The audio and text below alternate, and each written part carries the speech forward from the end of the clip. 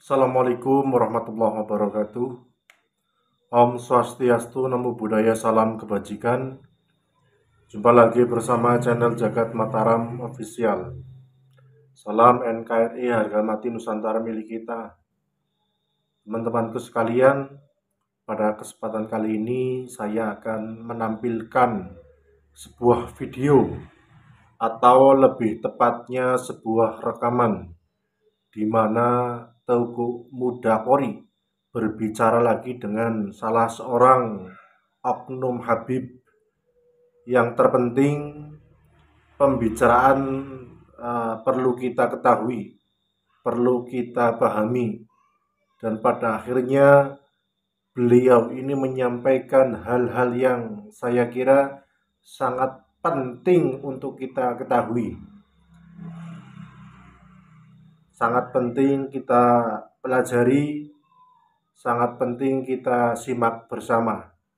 Karena hal-hal seperti ini perlulah untuk dicerna atau perlu kita kaji. Masalah Anda sependapat atau tidak, yang terpenting mari kita simak bersama. Ana pernah kalam sama Habib Ahmad. Ya kan, Habib Ahmad bin Muhammad Al-Attas, Habib Ahmad Aden. Ya. Beliau ngomong, kami tidak menyalahkan yang ada di Aceh, keturunan yang ada di Aceh, dan kami pun mengakui kami salah. Kenapa? Kami tidak mencari data yang ada di Aceh, dan yang di Aceh tidak pernah mengkonfirmasikan datanya ke Robito. Jadi di sana bahasanya miscommunication. Enggak, sebetulnya enggak miskomunikasi.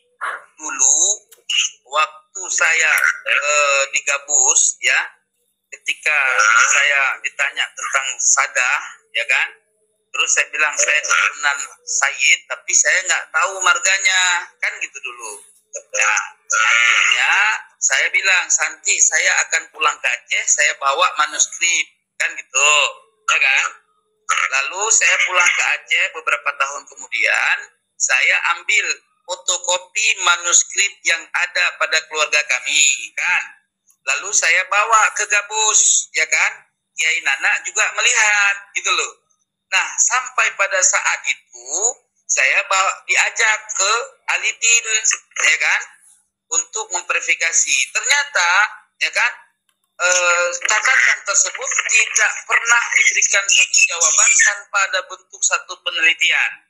Lalu pada masa ketika Habib Mustafa bin Sahab masih hidup, saya diajak ketemu ke Alidin Zainal Abidin Assegaf, ya, NA, ya. Habib Mustafa Furgan. Iya, Mustafa Furgan, benar. Nah, setelah ketemu sama Ali Zainal Abidin Assegaf, ya, beliau mengatakan nasab ente majhul, kata dia. Saya jawab, bagaimana engkau menyatakan nasab saya majhul tanpa engkau teliti? Ya, karena nasab kamu tidak ada dalam catatan buku nasab kami. Oke, itu hak antum. Tetapi kami dalam silsilah keluarga jelas kami sadar, gitu. Yaitu tahtal bahas, kata beliau. Ya, terserah. Lalu bagaimana? Apakah Anda siap untuk menghapus data-data nasab kami di keturunan kakek kami di Aceh? Apa dia bilang? Kami nggak bisa begitu. Terus bagaimana status saya? Kalau Anda Said, ya sudah jalanin ke Saidan antum. Yang penting jangan jual nama-nama nasab. Oke, siap. Sebatas itu. Nah, artinya di perkembangan di masyarakat, saya difitnah ngaku-ngaku Said, tapi saya bukan orang bodoh. Setiap orang bilang begitu, saya tanya, aku tahu semua nasab-nasab Alawi. Cuman saya nggak berani pada saat itu mengungkapkan sebenar-benarnya. Dari dulu saya bilang, Mbak Alawi satu masa nanti akan meledak. Perhatikan saja. Itu boleh tanya sama Ustadz Najan. Jauh sebelumnya saya sudah sampaikan sama dia. Gitu. Jadi persoalan ini sebetulnya, ya, jangan dipahami dengan cara yang tidak bijaksana gitu. Kalau kita sebetulnya juriat Rasul, dan punya data, ayolah kita diskusi dengan bijaksana, dengan saling membawa makalah-makalah ahli nasab, kita kaji bareng-bareng kitab-kitab nasab. Apabila memang benar secara kaidah nasab Ba'alawi tidak ada, ya terima legowo gitu. Kemarin kan daripada sesi debat yang ada di Banten kemarin kan sudah jelas bahwasannya tidak terkonfirmasi bukan berarti tidak ada orangnya.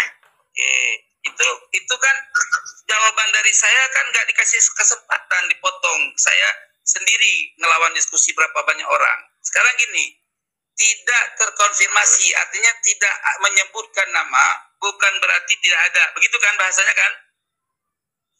Oke. Pada saat saya menjawab, tidak disebutkan selama tidak ada kebenaran dari apa yang disebutkan, itu namanya majhul. Kata saya, oh nggak bisa begitu dibantah. Sehingga kata-kata tersebut di dalam rekaman itu nggak ada. Jadi itu terkesan rekaman dipotong-potong gitu. Makanya pada saat diskusi di Banten itu sebenarnya di situ tidak ada kalah menang karena itu bukan diskusi tetapi debat kusir akhirnya. Maka saya minta kepada mereka di akhir, oke, pribadi cuma hanya untuk ngobrol ambil ngopi. Ya, itu lebih condong ke situ ya. Kalaupun saya bilang debat kusir itu asumsi saya, tapi kalau asumsi antum semata debat sambil ngopi, oke, nggak masalah, no problem itu, ya kan? Nah, ini kemungkinan besar kalau Ki Imad hadir, ya kan? Ki Imad kalau Ki Imad hadir nih, maaf ya, Ki Imad hadir, teman-teman lain yang ahli ilmu semua yang ada dalam catatan kami hadir, hari itu juga sudah rungkat kalian. Tetapi Kiai Imad nggak mau hadir dikarenakan tidak ada satupun perwakilan Rabithah yang mampu menyatakan satu pernyataan kalau kami salah, kalau kami lemah dalam data, maka kami siap gulung tikar daripada ngaku sebagai sadah Rasul. Itu pernyataan itu yang kami perlukan sebetulnya. Namun karena tidak ada satupun perwakilan dari Rabithah, maka Kiai Imad nggak mau datang. Tapi 6 bulan ke depan saya akan memaksa Kiai Imad berserta saya dan beberapa banyak orang lain untuk diskusi di Rabithah. Menurut antum, ya. Gimana? Ya, antum bawa semua orang yang menurut antum ahli kitab, ahli nasab, ahli nasab, semua antum bawa. Oke, ya siap. Ntar kita hadirkan semua. Justru jujur, apabila antum yang para Ba'alawi ini bakal rungkat, anda siap pulang ke Yaman. Alhamdulillah, mantap. Kalau rungkat. Iya, mantap. Ya. Dan apa konsekuensinya apabila antum yang kalah dalam?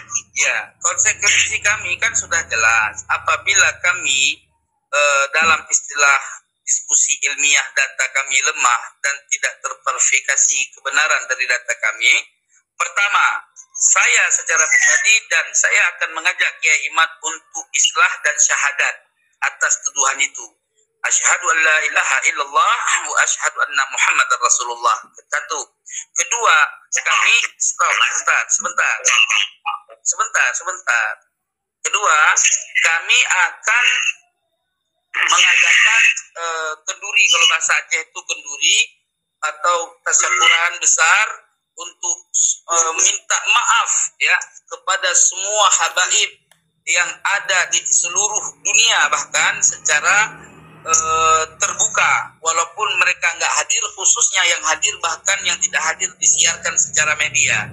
Artinya itu posisinya dalam syariat disebut dengan ta'zir. Dan kami tidak pernah berharap perjanjian kalian harus pulang ke Yaman, nggak ada. Artinya yang kami tuntut itu adalah kalian stop mengaku sebagai juriat Nabi itu aja. Itu ada kalimat apabila Ba'alawi tahun 2035 akan rungkat kembali ke Yaman. Ya. Oke, itu kan saya jawab. Segini bang. Itu kan statement saya pribadi atas analisa saya, ya nggak? Ya, jangan di framing kepada hal-hal yang negatif. Di situ di akhirnya kan saya ngomong itu akan terjadi apabila Ba'alawi Rabithah tidak mau berdiskusi, ya. Tapi di akhir apa ketika Kimat ya kan mengatakan bahwasannya para Ba'alawi wabil khusus habaib sekarang diwajibkan DNA kalau ingin mengakui dia darahnya Rasulullah, mengalir darah Rasulullah. Sekarang begini, Anda mau menanyakan sama antum, apabila kita makin akal, karena apa hukum itu terbagi tiga, ada hukum akli, ada hukum syar'i, ada hukum adi. Iya. Lima hukum, bukan akal dihukumin. Iya, betul. Terus yang jadi persoalan dengan tes DNA itu apa? Sekarang kalimat tes DNA, yang namanya tes DNA ini kan mengambil sampel darah. Oh, nggak mesti sampel darah. Nggak mesti itu kan, makanya kita nggak usah berbicara soal DNA. Ini Tuhan, kita tidak perlu membicarakan soal DNA. Aku nggak paham DNA. Engkau pun tak paham soal DNA. Kan mengatakan harus tes DNA. Ya itu tuntut aja sama yang menuntut. Saya kan nggak menuntut tes DNA. Saya menuntut uji nasab. Betul nggak? Betul nggak Tuan? Itu tetap. Ya, ngomong. Oke. Kasih ngomong benar. Lanjut. Jadi apabila tes DNA, contohnya seperti ini. Ketika Ana menyalurkan darah Ana ke antum, apa antum menjadi genana? Kan enggak. Saya nggak paham. Itu saya nggak paham. Ya. Saya nggak paham DNA, jadi saya nggak bisa mengomentari. Daging sama seperti gula dan manis. Apa antum bisa beli gulanya doang, nggak beli manisnya? Iya, saya kalau berbicara masalah DNA Tuan, saya nggak bisa ngomong, nggak bisa komentari karena saya bukan ahlinya. Karena boleh jadi bukan seperti apa yang Tuan sampaikan terkait DNA gitu loh. Paham nggak? Di dalam DNA. Iya, jadi saya berbicara sesuai dengan apa yang saya pahami. Apa yang saya pahami dan saya kaji ini adalah tentang persoalan nasab. Jadi yang saya kedepankan adalah pengkajian nasab, bukan soal DNA. Kalau soal DNA itu ada tim ahlinya. Nanti kita bisa hadirkan penjelasan orang tim ahli terkait masalah DNA. Begitu Tuan. Oh jadi begitu, mau dipanggil ininya, apa namanya, ahlinya. Iya harus dong, ketika kita berbicara sesuatu kan harus kepada ahlinya. Allah Subhanahu wa Ta'ala berfirman, fas'alu ahla dzikri in kuntum la ta'lamun. Kan gitu kan? Allah Ta'ala berfirman kepada siapa? Kepada Rasul. Terus kepada Rasul doang, bukan kepada kita gitu. Itu kan kitabnya Pak. Fas'alu ahla dzikri in kuntum la ta'lamun. Kalam ya Allah, kalam qadim. Ya, Bukan terus? suara, bukan tulisan, bukan huruf, tidak disusun. Nah, terus yang ada sekarang ini kalam apa? Ya Al-Quranul Karim itu kalam qadim ya Allah Ta'ala melalui Ya, jalan yang saya Nabi. bacakan tadi itu kalamullah apa bukan? Iya, kalamullah. Terus apa menjadi persoalan dengan kadim dengan hadis? Itu bagian ilmu tauhid. Nanti kalau saya kupas antum bingung juga nanti. Sekarang saya tanya sekarang sama antum terkait kalam kadim. Ketika Bismillahirrahmanirrahim ada lafaz Bismillah, ya, yang takdir muallak yang ada di dalam lafaz Bismillah misalkan abtadi'u, ya. Terus apa takdirnya? Karena itu kan banyak.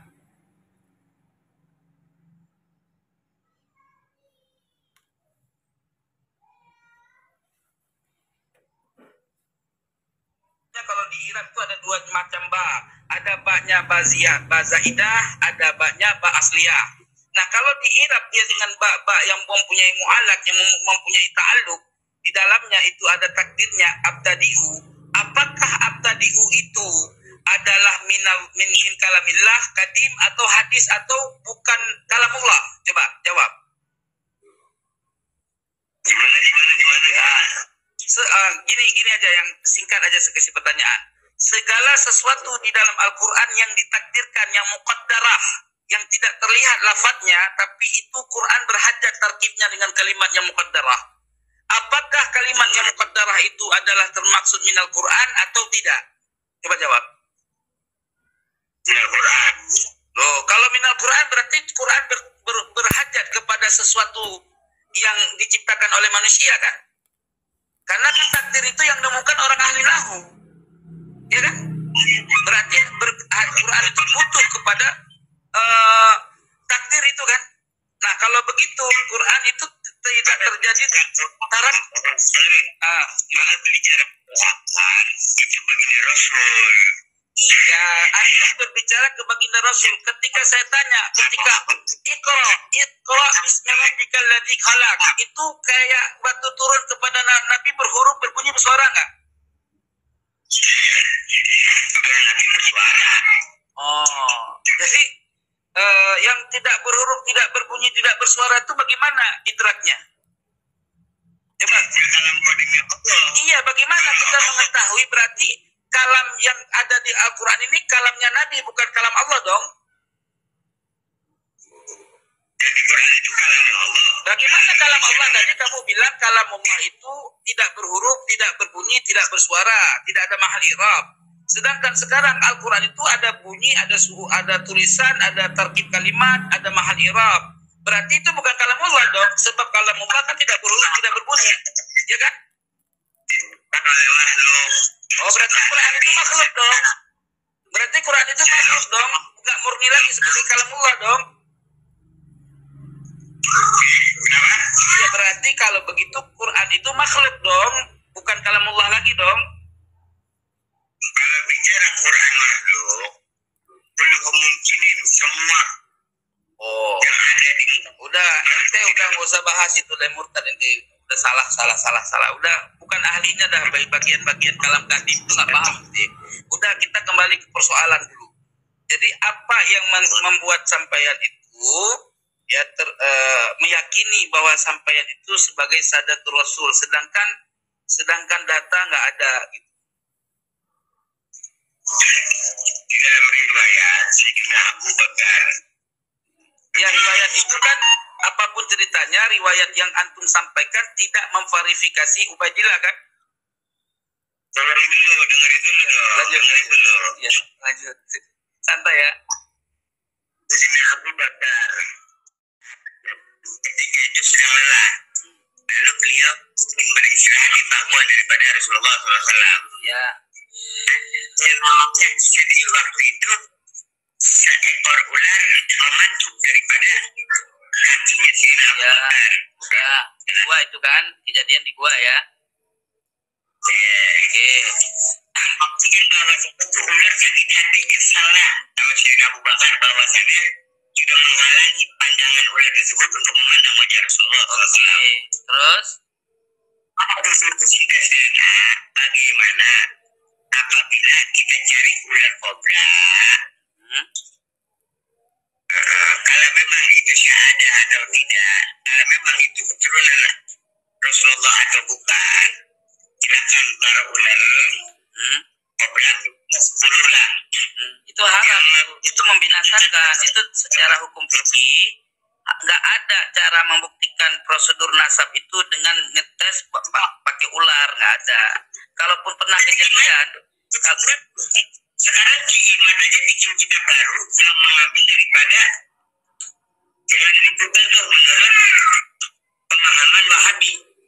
oh jangan begitu sampean. Justru sampean itu pemahaman Khawarij. Kalau udah begitu gampang menuduh orang lain, gitu salah. Jangan begitu.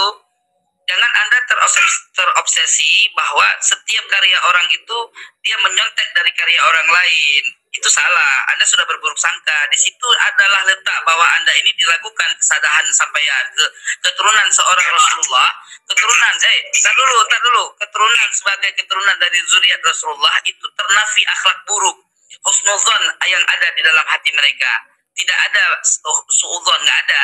Jadi berbaik sangka aja. Kami aja, saya aja nih selalu berbaik sangka. Tapi kami sedang berfaham bahwa kalian itu tidak ada di jalur nasab secara ilmiah. Jadi nggak bisa husnudzon, nggak bisa suudzon, standar gitu. Daripada mahal-mahal kasdena, mendingan ular kobra aja ya. Kalau memang dia itu. Ya sudah, kalau memang ular kobra, ya ente ambil ular kobra, ente tes, kita ke hutan, ya ente aja yang tes. Dipatok nggak sama kobra kan gitu. Kalau nggak dipatok, Ente ngaku saya juga. Sekarang ente juga aneh nggak punya tobet itu. Aneh nggak punya tobet itu dan aneh tidak pernah mengklaim secara hakiki bahwa aneh sadatul rasul, nggak pernah. Aneh hanya menyampaikan bahwa saya punya sanad zuriyah, ya, daripada keturunan Sayyid Ahmad Al-Qusyasi. Terlepas orang mengakui ataupun tidak, bagi kami tidak penting. Dengar dulu. Bagi kami tidak penting sanad nasab, yang kami pentingkan adalah ilmu dan amal yang saleh untuk menjadi orang yang takwa. Begitu, Tuan. Nggak kayak sampean teriak-teriak di ceramah, di dalam darah kami mengalir darah Rasul. Gitu kan? Nah, kalian pernah ceramah juga, gua dengar dulu di Gabus, ya kan? Ceramah bahwa ketika Nabiullah Isra Mi'raj, kami hadir ketika mereka Nabi Isra Mi'raj, kan gitu kan? Dengan alasan bahwa kami adalah sulbinya Rasulullah, kan gitu kan? Itu bagaimana tuh nasnya? Kalian Nabi Isra Mi'raj tuh Sayyidah Fatimah udah lahir. Berarti kau udah pisah sama sulbi Nabi kan? Dan kalian pun tidak terverifikasi sebagai cucu Nabi. Dari kemarin ketika menyusui Sayyidina Hasan wal Husain. Oh iya benar, kalau Sayyidina Hasan wal Husain ya memang cucunya Rasul. Sampean ini dari mana jadi cucunya Rasul? Sayyidatina Fatimah Zahra al-Batul wal-Batul ini tidak bisa Sayyidatina Fatimah itu anaknya Nabi. Udah jelas itu, nggak ada khilaf, itu ijma itu. Yang masalahnya sampean ini keturunan Ba'alawi ini dari siapa nyambung ke Rasul gitu loh. Ubaidillah itu tidak terverifikasi dari kitab-kitab yang dekat dengan zaman Nabi gitu loh. Ya, ini kayak santai saya. Gak boleh istighfar. Astagfirullahaladzim. Saya senang sama Tuhan ini. Saya senang. Istighfar gak boleh. Ya. Antum juga kudu istighfar lah, sama-sama. Kalau kita kan di sini sedang berbicara budaya aku, ya kayak gitulah cara bicara aku. Enggak ada ingin menjatuhkan sampean, enggak. Tapi kita sedang berbicara dalam sudut pandang yang hak gitu loh. Sangat menyayangkan dengan kehadiran antum ada di pihak iman demi Allah. Sangat menyayangkan. Ya nggak apa-apa. Kenapa? Antum baik sama ana, berarti sudah sayang sama ana. Syukran kasiran atas mahabbah antum, atas kasih sayang antum kepada ana sebagai orang tua, ya kan? Alhamdulillah, syukran kasiran. Tapi ingat, ana Nggak pernah antum melakukan amal tiga ya, ya.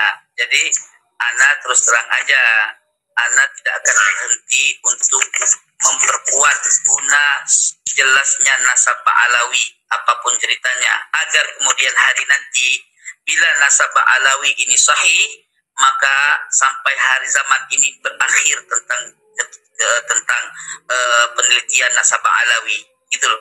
Begitu juga ketika Ba'alawi ini selesai, nasabnya tidaklah sahih bahkan mardud, maka sampai zaman inilah terputusnya informasi bahwa Sadah Ba'alawi itu bukan keturunan daripada Ashraf gitu loh. Artinya saya ingin terus mengungkap hal ini supaya menjadi terang benderang bagaikan cahaya matahari di siang hari. Begitu Tuan. Begitu, terang benderang silakan berarti. Iya. Biar silau lah, ya kan?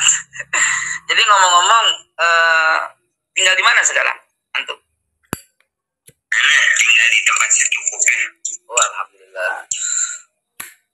Biasa kalau tempat secukupnya dua kali dua. Ya. Tempat secukupnya cukup buat tiduran, cukup buat lari-larian, buat jalan-jalan. Kalau buat lari-larian kan bukan tempat tinggal namanya kebun. Kalau yang tempat tinggal kan rumah. Yang saya tanya itu posisinya di mana? Apa masih daerah Bekasi? Apa di daerah Jakarta, apa di daerah Cianjur gitu? Di mana posisinya? Tinggal di daerah Bekasi. Alhamdulillah. Sebelah mana Bekasinya? Kamu nanya? Kamu nanya, kamu bertanya-tanya. Tadi bilang orang suruh istighfar, ya kan? Nggak usah marah-marah, nggak usah ngenyek. Sekarang sampean sendiri yang nabrak, gimana sih? Kamu nanya, karena nggak mau. kamu bertanya-tanya. Ya, membuat senyum seorang itu ibadah. Iya. Jadi ngomong-ngomong, di situ udah ajar maghrib belum? Bentar lagi maghrib. Kalau di saya udah azan maghrib. Jadi kalau di antum udah antum di kampus ya, masih campur udara ya? masih ngopi-ngopi lah ke sini, kita bahas secara baik-baik ilmiah biar saya juga dapat hidayah kalau memang antum benar, ya kan? Anak selalu mendoakan antum, ya kan? Iya. Jadi kalau memang nanti kebenaran itu benar terungkap di otak saya, maka saya orang pertama yang akan menentang Kiai Imad. Tapi ingat, kalau tidak terungkap, saya akan bela Kiai Imad sampai titik darah penghabisan. Begitu, Tuan. Jahir. Oke. Dan Imad. Ya, panggillah orang dengan nama yang santun, walaupun berbeda hari ini pandangannya dengan kita. Yang penting kita belajarlah berusaha bijaksana dalam segala sesuatu. Demikian yang mungkin dapat kita bicarakan, wahai Tuan, di sore hari ini. Insya Allah kita akan selalu dalam rahmat Allah dan selalu dalam kasih sayang bagi Nabi Yaumal Qiyamah. Amin ya Rabbal Alamin. Saya undur. Demikianlah pembicaraan antara Teuku Umar dan Oknum Habib. Ada hal-hal yang dapat kita ketahui dalam pembicaraan tersebut. Akan tetapi marilah kita sikapi bahwa kita harus bersikap mendinginkan. Jangan sampai terjadi hal-hal yang tidak kita inginkan. Lagian 6 bulan ke depan akan ada diskusi ilmiah antara Kiai Imaduddin dan kawan-kawan dan pihak Pak Alawi. Artinya apa? Kita entah seperti apa hasilnya, wallahu a'lam. Yang terpenting kita ikuti terus, dan seperti apapun hasilnya kita mesti belajar untuk menerima. Sekian, wassalamualaikum warahmatullahi wabarakatuh.